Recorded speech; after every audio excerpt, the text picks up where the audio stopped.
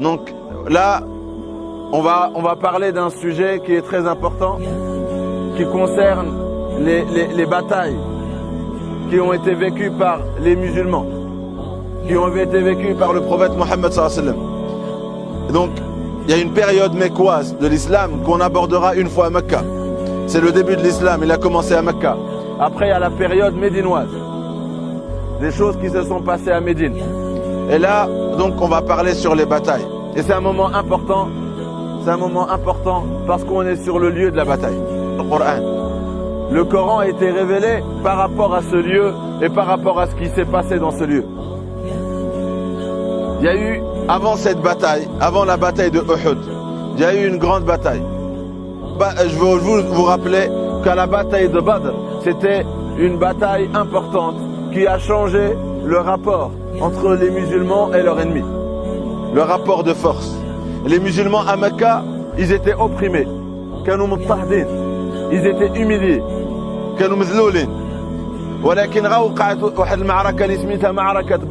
Dès qu'il y a eu lieu une bataille qui s'appelle la bataille de Badr, ça a changé. Ils ont commencé, les musulmans, à être respectés. Parce que c'est eux qui ont été victorieux. Qu'est-ce qui s'est passé à la bataille de Badr? Donc la bataille de Badr, c'est quoi? C'est que le prophète sallallahu alayhi wa sallam, il a demandé aux musulmans de sortir avec lui pour intercepter une caravane qui était partie avec leur argent pour faire du commerce en Chem. C'est l'équivalent aujourd'hui de la Syrie, de la Jordanie, de la Palestine. Ils sont partis là-bas. Il a dit venez, on va récupérer les biens de cette caravane qui à la base est votre argent. Donc quand les musulmans ils ont quitté Mecca, Quraysh elle a pris leur argent, elle est partie faire tijara avec. Il a dit venez, on sort, on récupère notre argent. Donc qu'est-ce qui s'est passé? Quand ils sont sortis et que Abu Sufyan, qui était à la tête de cette caravane, a appris que les musulmans arrivaient, il a fui, et bien il a envoyé un message à Mecca, il a appelé au secours. Il a dit venez, les musulmans de Médine ils sont sortis pour vous prendre vos biens, venez à notre secours. Donc Quraysh ils sont sortis, ils étaient 950.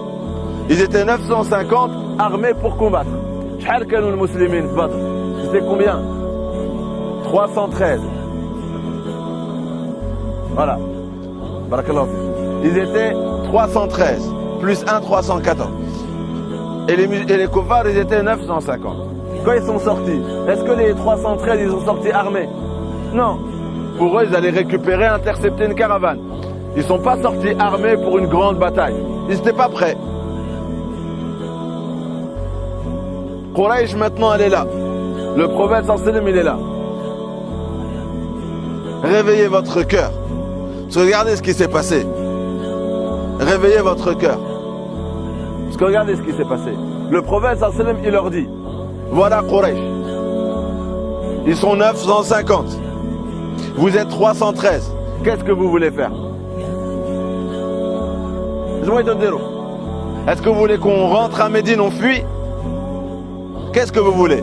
Shawar Sahaba. Qu'est-ce qu'ils lui ont dit? On va pas te dire ce que Bani Israël a dit.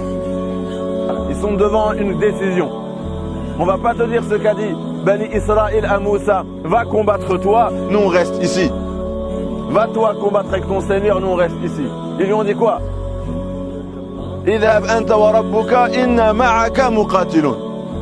Va avec ton Seigneur les combattre et nous on va combattre avec vous. Et parce que malgré ils étaient peu et malgré l'ennemi ils étaient nombreux, malgré ils n'étaient pas armés et que l'ennemi il était armé parce qu'ils étaient prêts à sacrifier leur vie pour l'islam, pour défendre l'islam, Allah il a envoyé qui? Il a envoyé 1000 anges. À leur tête Jibril. Après il a descendu l'ange Michael avec 2000 anges de plus. Là ils sont 3000. Après il a fait descendre Israfil. Encore avec 2000. Ils étaient 5000 anges. Ils ont combattu avec les 313 musulmans. Jibril, tout ça, il aurait suffi, non? L'ange Gabriel.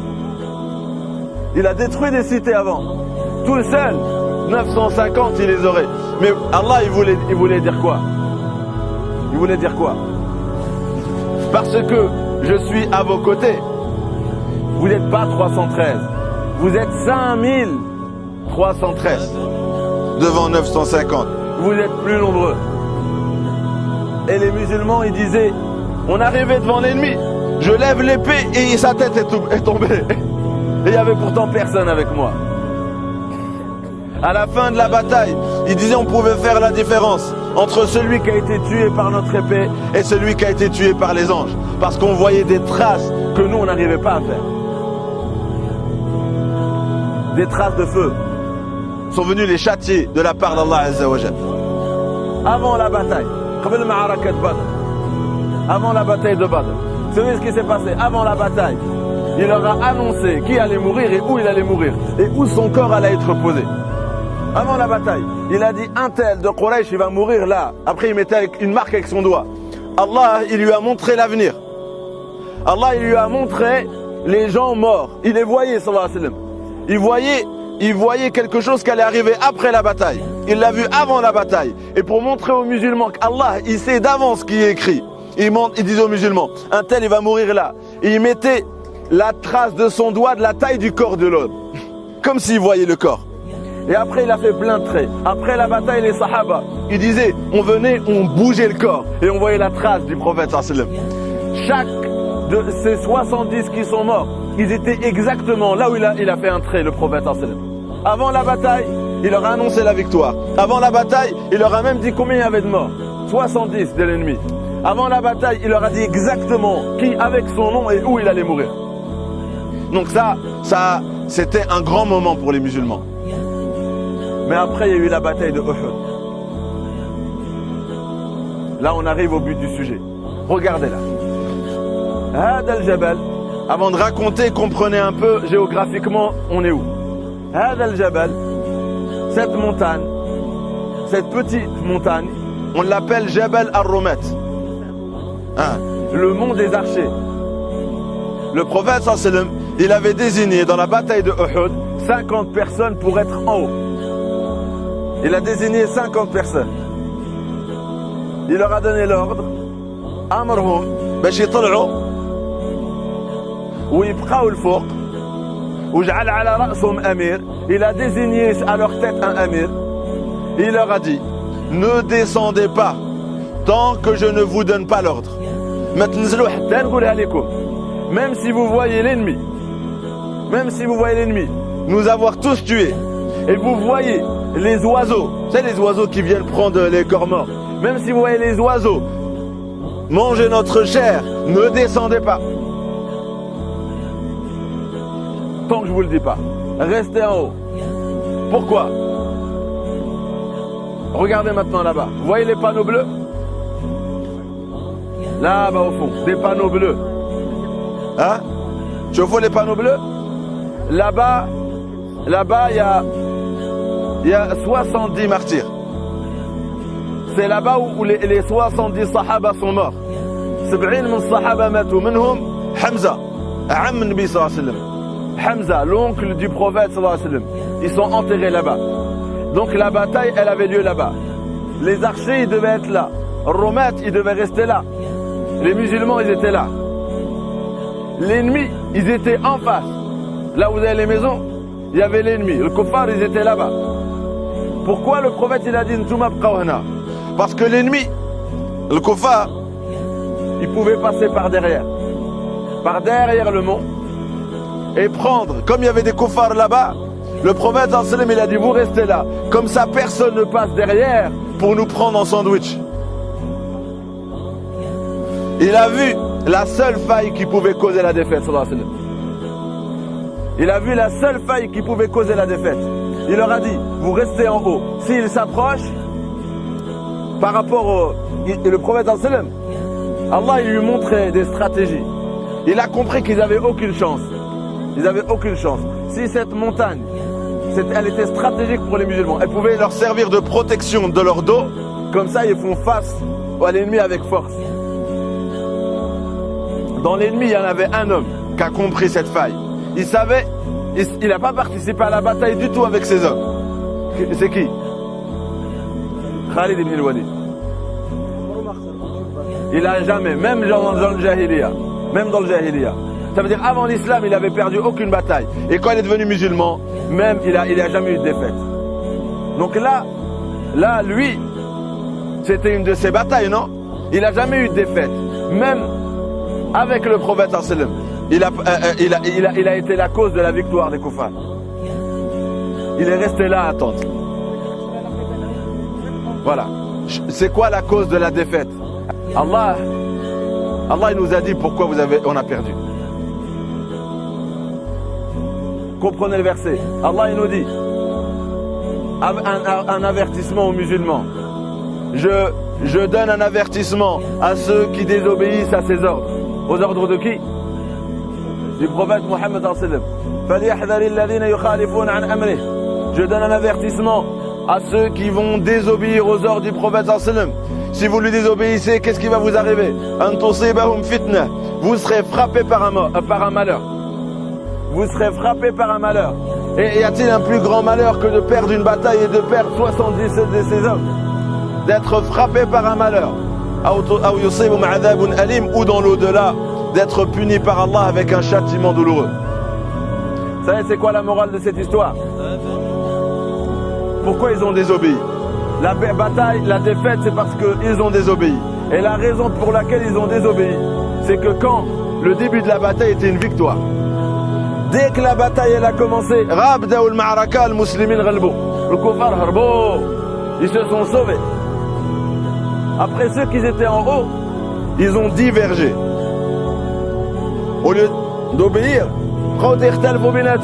la divergence elle a commencé en haut de cette montagne. Ils ont dit quoi? Ils ont dit la bataille elle est finie. Hein Omar, hein, ils disaient regarde les kuffars ils se sauvent. Et les musulmans là ils ramassent leur butin. Le butin c'est quoi?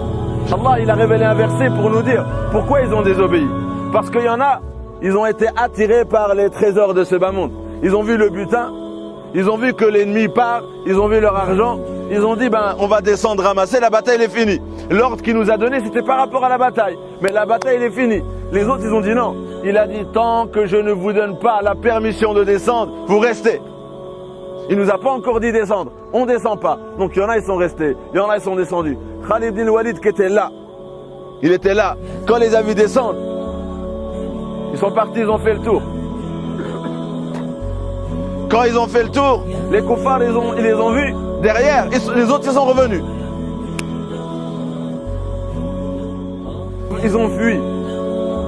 Les musulmans, ils sont reculés vers l'autre montagne de Uhud. Qu'est-ce qui s'est passé? Qu'est-ce qui s'est passé? Le prophète sallallahu alayhi wa sallam, à cause de la désobéissance, parce qu'on ne l'a pas écouté, lui aussi il a été touché. Ils l'ont fait saigner, il était rempli de sang, ils lui ont cassé la dent. Ils l'ont fait tomber dans un trou. Et après ils ont dit quoi? Mohammed mat.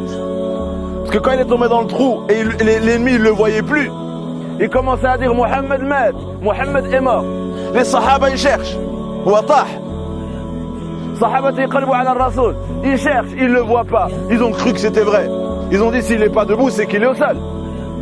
Et après les musulmans, quand ils ont entendu il est mort, ils ne le voyaient plus sur le champ de bataille. Leurs pieds ne tenaient plus. Ils se sont assis au sol. Beaucoup de musulmans se sont assis.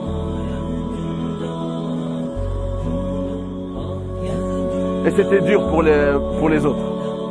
Ils ont dit le prophète il est mort. Pourquoi on est là? Ils ont douté. Il y en a ils ont douté.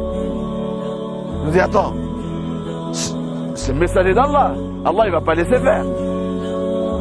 Après, il y en a ils ont fui, il y en a ils étaient au sol, c'était la pagaille, il y avait plein de morts chez les musulmans. Après, qui est venu? Qui a pris le prophète sallallahu alayhi wa sallam? Qui l'a porté? Mus'ab. Radiallahu anhu. Mus'ab. Il est venu, il l'a pris, il l'a porté, il l'a sorti du trou. Après l'ennemi, quand ils ont vu qu'il était vivant, ils lui ont sauté dessus, ils voulaient le tuer. Qui est venu maintenant pour défendre le prophète? Parce que les musulmans, il y en a ils sont sauvés, il y en a ils sont au sol. Qui? Une femme. Une femme, elle a servi de bouclier Elle est venue devant le prophète sallam et l'ennemi lui tirait des flèches sur elle. Elle est restée debout. Il a frappé, elle est restée debout. Première martyr. Hein? Nusayba. Sma'tou bin Nusayba. Hein? Une grande femme, Nusayba. Un nom que les musulmans ne donnent plus à leur fille. Son nom doit rester, Inch'Allah. Nusayba, radiallahu anhu. Nusayba. Nusayba. Hein? Si quelqu'un a une fille, Inch'Allah, faites l'intention. Hein? C'est beau, Nusayba. Nous, pourquoi on donne un nom à nos enfants? C'est la mémoire d'un grand personnage. Et elle, c'est un grand personnage dans cette bataille-là. Après, le prophète sallallahu alayhi wa sallam, il est remonté. Il est monté. Et les kuffars, ils ont commencé à se moquer en disant, la dernière fois vous nous avez battus à Badr et maintenant on vous a battus à Uhud. Ils commençaient à se moquer.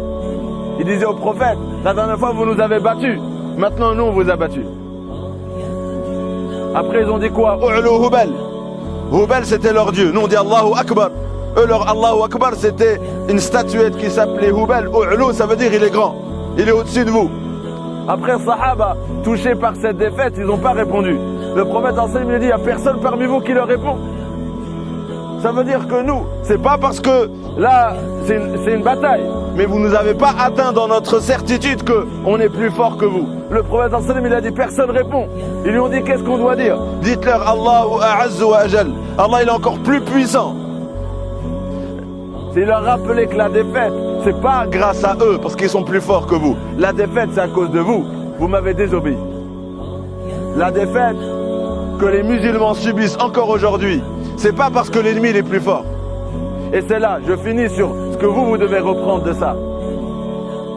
Si les musulmans aujourd'hui, ou la kanul muslimin liyum, mzloulin, machli anna al-kuffar aqwa minna, parce que les kuffars ils sont plus forts que nous. C'est faux. Ça veut dire on n'a pas compris ce qui s'est passé ici. Allah il nous dit, tant que les musulmans désobéissent au prophète sallallahu alayhi wa sallam, c'est la défaite et l'humiliation. Est-ce que nous on lui désobéit tous les jours? Les musulmans aujourd'hui, je généralise. Voilà pourquoi la défaite ne s'arrêtera pas.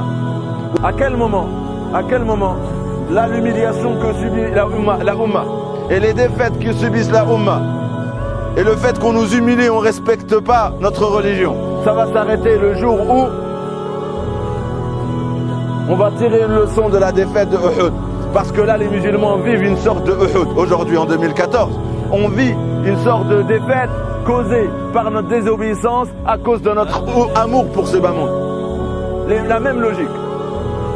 Parce que, attirés par l'amour de ce bas monde, ils ont désobéi à Allah et aux messagers. Nous aussi, aujourd'hui, les musulmans, attirés par le monde matériel, on désobéit à Allah et on désobéit aux prophètes. Et c'est pour ça qu'on est humilié, on est divisé. Le jour où on va commencer à aimer l'akhira, on va commencer à aimer l'au-delà, on va commencer à obéir à Allah et à son messager. Vous savez, la situation de la Ummah elle va changer en quelques jours. Parce que, nahnu qawmun, et je finis sur cette phrase, nahnu qawmun a'azzana Allahu bil Islam. Nous on est un peuple, Allah il nous a donné la puissance qu'à travers l'islam. Et le jour où on délaisse l'islam et on cherche la force et la puissance dans autre que l'islam, adhallan Allah. Allah nous humiliera. Et c'est ce qu'on est en train de vivre. Donc Inch'Allah de ce pas, on va aller, la sunna c'est de saluer les martyrs de Uhud. Et après vous pouvez monter sur le monde archer pour méditer. Et vous rappeler que si vous aujourd'hui, on vous donne l'ordre d'obéir aux messagers, mettez-vous à leur place et faites un bilan de conscience et ressortez avec la morale de l'histoire, Inch'Allah. On va les saluer.